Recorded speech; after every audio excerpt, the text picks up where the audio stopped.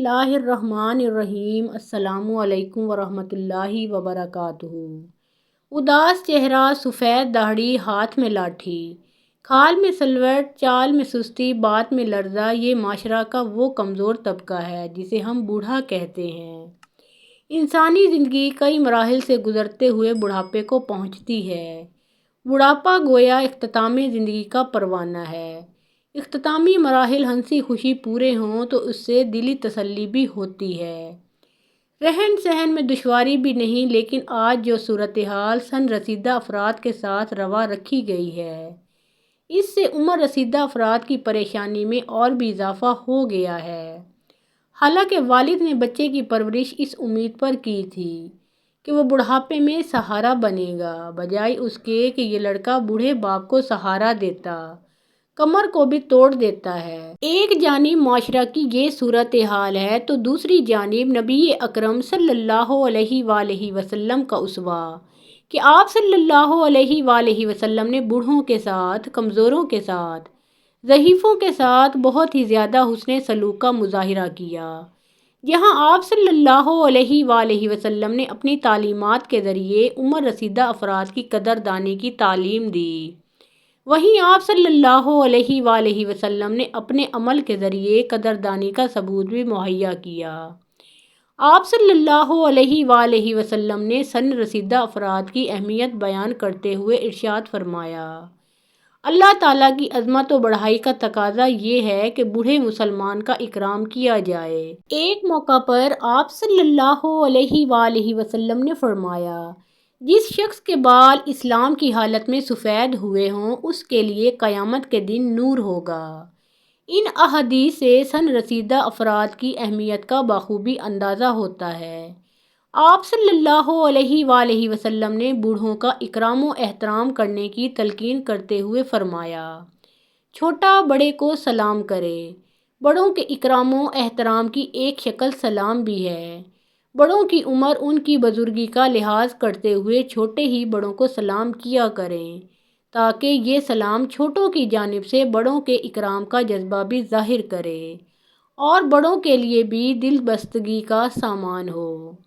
کئی مقامات پر بڑوں کو بچوں سے اسی بات کی شکایت ہوتی ہے کہ بچے انہیں سلام نہیں کرتے۔ فطری طور پر بڑے عزت کے طالب ہوتے ہیں، کیوں نہ ہم ان کے اس تقاضے کا لحاظ کرتے ہوئے سلام کے ذریعے ان کے جی کو خوش کریں۔ آپ صلی اللہ علیہ وآلہ وسلم نے بڑوں کی اہمیت اجاگر کرتے ہوئے فرمایا، برکت تو تمہارے بڑوں کے ساتھ ہے، کون ہے جو برکت کا متلاشی نہ ہو، کون ہے جو برکت کا طلبگار نہ ہو۔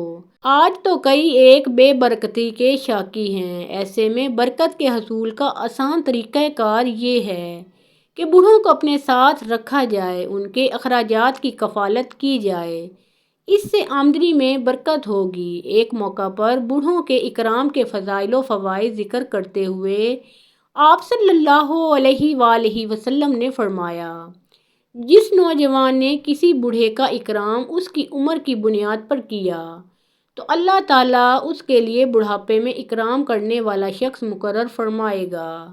جو اپنے بڑھاپے کو ہنسی خوشی پورا نہیں کرنا چاہتا، کون ہے جو بڑھاپے میں خدمت گزاروں سے کتراتا ہے، کون ہے جو بڑھاپے میں آرام و سکون نہیں چاہتا، ان سب کے لیے آپ صلی اللہ علیہ وآلہ وسلم نے ایک آسان نسخہ عنایت فرمایا کہ اپنے بوڑھوں کا اکرام کرو، تمہیں بڑھاپے میں خدمتگار مل جائیں گے۔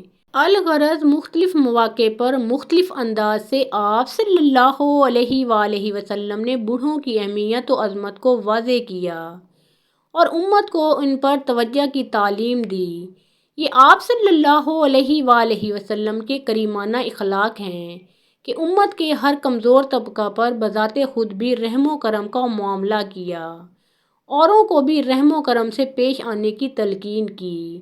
ایک سن رسیدہ آپ صلی اللہ علیہ وآلہ وسلم کی مجلس میں حاضر ہوئے، آنے والے کے لیے لوگوں نے مجلس میں گنجائش پیدا نہ کی تو آپ صلی اللہ علیہ وآلہ وسلم نے اس صورتحال کو دیکھ کر صحابہ کرام سے مخاطب ہو کر فرمایا، جو شخص چھوٹوں پر شفقت نہ کرے، بڑوں کی عزت نہ کرے، وہ ہم میں سے نہیں۔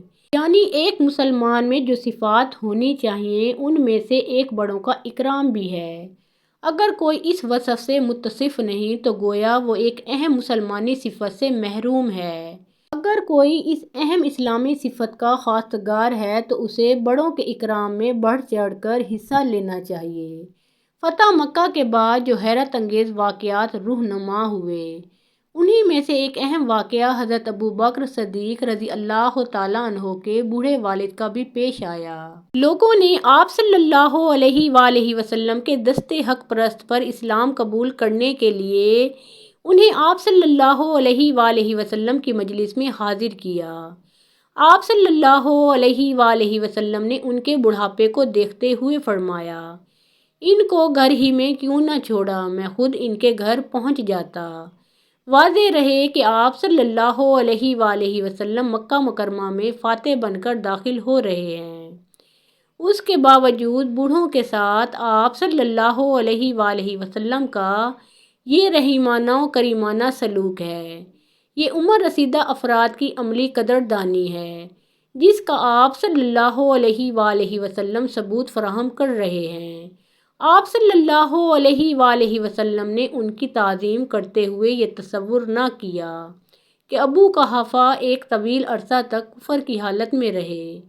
اب کفر مغلوب ہوا تو وہ مسلمان ہو رہے ہیں۔ بعض دفعہ انسان سابقہ اختلاف کی وجہ سے کسی کی تعظیم و تکریم سے کتراتا ہے، حالانکہ اس میں ان لوگوں کے لیے اسوہ ہے کہ سن رسیدہ کی بہر صورت تعظیم کی جائے۔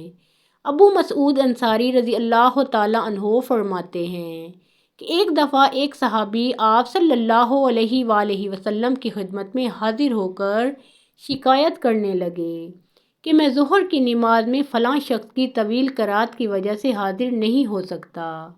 ابو مسعود رضی اللہ تعالیٰ عنہ کہتے ہیں کہ میں نے اس موقع پر آپ صلی اللہ علیہ وآلہ وسلم کو جس غضبناک کیفیت میں دیکھا اس سے پہلے کبھی نہ دیکھا تھا۔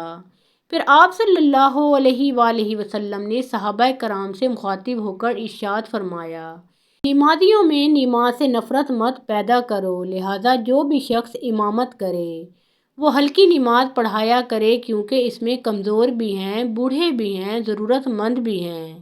ایک اور موقع پر آپ صلی اللہ علیہ وآلہ وسلم سے طویل قرات کی شکایت کی گئی تو آپ صلی اللہ علیہ وآلہ وسلم نے حضرت معاذ رضی اللہ تعالیٰ عنہ پر غصہ ہوتے ہوئے فرمایا، اے معاذ کیا تم لوگوں کو فتنہ میں ڈالنے والے ہو؟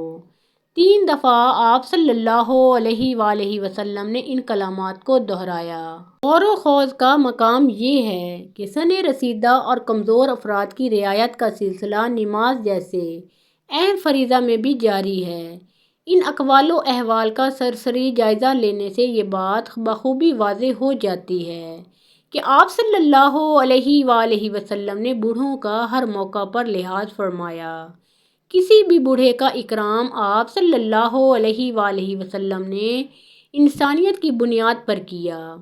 رشتہ داری و تعلق سے بالا تر ہو کر آپ صلی اللہ علیہ وآلہ وسلم نے ہر سن رسیدہ کے اکرام کو ترجیح دی۔ آج ضرورت اس بات کی ہے کہ انسانیت کے اس ستم رسیدہ طبقے کے ساتھ احترام و اکرام کا معاملہ کیا جائے، ان کے حقوق جان کر پورے کرنے کی کوشش کریں، کسی چیز کے ذریعے بڑھاپے میں انہیں تکلیف نہ دیں، بعض دفعہ بوڑھوں سے ہونے والی خطاؤں سے نظر انداز کریں۔ حضرت ابو ہریرہ رضی اللہ تعالیٰ عنہ نے روایت کی ہے کہ اللہ کے رسول صلی اللہ علیہ وآلہ وسلم نے فرمایا، وہ شخص مٹی میں مل جائے، وہ شخص مٹی میں مل جائے۔ لوگوں نے پوچھا، کون یا رسول اللہ صلی اللہ علیہ وآلہ وسلم؟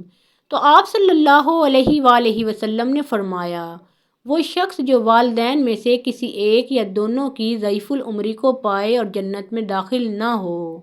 اللہ تعالیٰ ہمیں اپنے والدین کی خدمت، ان کی دلجوئی اور حقوق ادا کرنے کی توفیق عطا فرمائے، اور جن کے ماں باپ اس دنیا میں نہیں رہے ان کو جنت الفردوس میں اعلیٰ مقام عطا فرمائے، آمین یا رب العالمین۔ محترم ناظرین، پیارے آقا محمد مصطفیٰ صلی اللہ علیہ وآلہ وسلم کا پیارا نام ایک بار کامنٹ سیکشن میں ضرور لکھیں۔